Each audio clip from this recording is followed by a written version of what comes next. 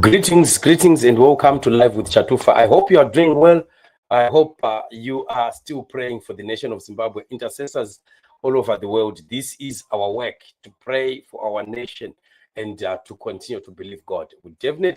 We are getting there. We are seeing the signs every day of the faithfulness of the Lord as we see confusion, fights, divisions in ZANU-PF, and of course, how ZANU-PF is being exposed left, right, and center. Thank you so much once again for joining us on the show. Chivayo doesn't want to remain outside records. Chivayo is always on the headlines for the wrong reasons. Wicknell Chivayo's brother arrested with gold smuggled from Zimbabwe in South Africa. This is just embarrassing. I think our prayers that we are praying really for ZANU-PF and Mnangagwa to be exposed, they are being answered almost on a daily basis. Imagine that while we have quite a lot of issues that are being spoken about over the issues of Chivayo, and how Chivayo, of course, has been dodging, running away, going outside Zimbabwe to try and calm down issues, and how Mnangagwa has refused that ZAC should persecute or prosecute Chivayo. Instead, he took the sacrificial lambs, the Mpofu and Mike Chimombe, and made them get punished for the crimes that were committed by Wicknell Chivayo.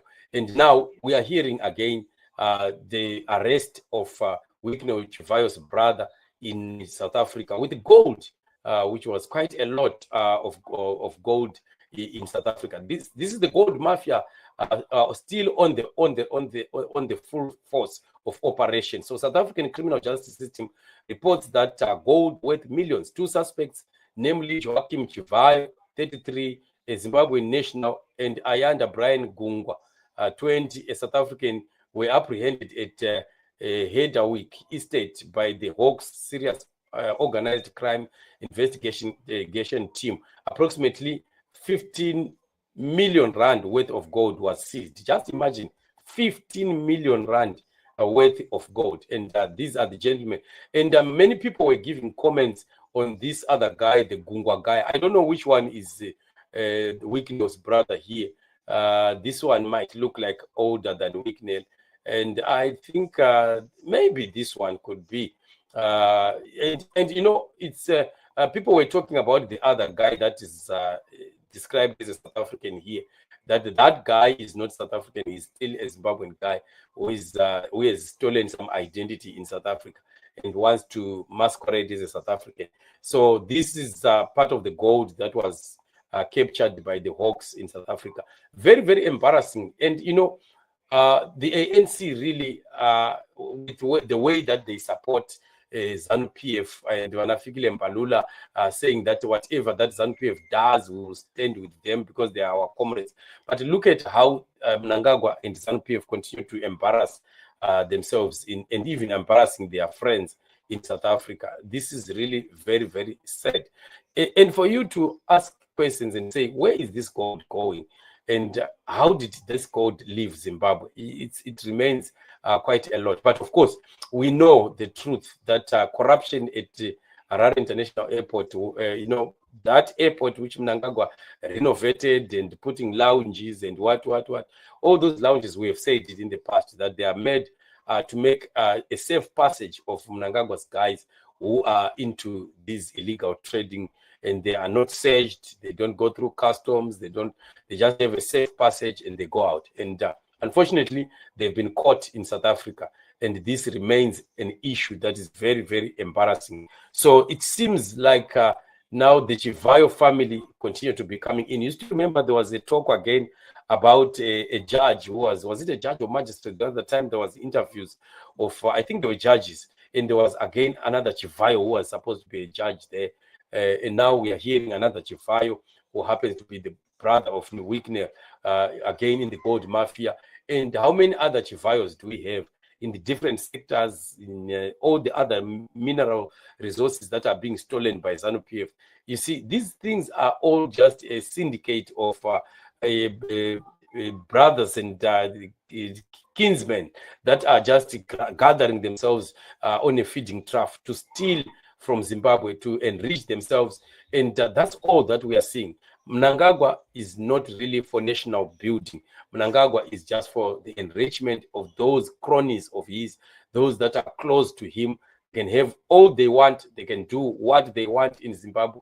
They can get any deal. They can get any money that they want from any resources that are available. All the government tenders, you heard Wicknell talking about them, that government tenders are set aside for him. He grabs them as much as he wants. And this is really very sickening for Zimbabwe. When you look at how Zimbabwe is performing in the economy, the Zim dollar, how it has crumbled, how life generally is unbearable in Zimbabwe. When we have people that are stealing at this level of at this magnitude, it's really very sick, very, very sick. But that's what we have, and that's what we are. Why we are always saying that as Zimbabwean people, we must join hands to fight against the oppressive regime of Emmerson Mnangagwa and ZANU-PF. We must continue to put more pressure on them. We must continue to expose them big time. And that is why we have platforms like this one. And that's why we continue to encourage you to introduce to people, share also the videos, share the links with other people, share them on Facebook, on WhatsApp groups, so that people can get to hear the information of what is happening. We want to expose Mnangagwa, we want to expose ZANU-PF to the whole world, so that they know exactly who these people are, so that they understand the fight that the Zimbabwean people have. When we say that we have a rogue and an illegal regime in Zimbabwe, some people that were outside our surroundings and our borders, they fail to understand what we are talking about. But when we have information coming out in this manner, indeed, we will discover that people will get to know what is happening. Now, SADC, the rest of SADC now knows exactly the problem that Zimbabwean people have been having. We have seen what is happening in Namibia, where even the television in Namibia is discussing ZANU-PF and being discussed on a very bad subject. You know, a subject of rigging elections, of being dishonest, of thuggery and thievery. And that is very sad. It's a sad development that we are seeing happening. So I don't know. We are still going to be watching how far this case is going to go. But we know that ANC would want to try to sweep this case under the carpet so as not to continue exposing Mnangagwa and ZANU-PF. But now that they are diluted, they now have the DA also in power. It might be difficult now for them to sweep this case under carpet. But well, let's continue to watch and see. We wish that this case could have been going to the courts and then coming out on SABC as the the rest of the cases that always come out in the public domain to continue to expose ZANU-PF. But we know, like we are saying, that the ANC will fight not to have more exposures on the affairs of ZANU-PF. Let's watch and see how far the story is going to go. Once we see the story having died a natural death, we will know that ANC has succeeded in silencing the story, and that is what it is. Otherwise, this is what it is, family. Let's continue to pray for Zimbabwe and believe in God for change. Continue to subscribe, to like and share, and also to put a comment and tell us what you think about Wicknell Chivayo, Emmerson Mnangagwa, and the family that is surrounding Mnangagwa, stealing and making themselves rich. Thank you so much. Remain blessed till we meet again. Shalom.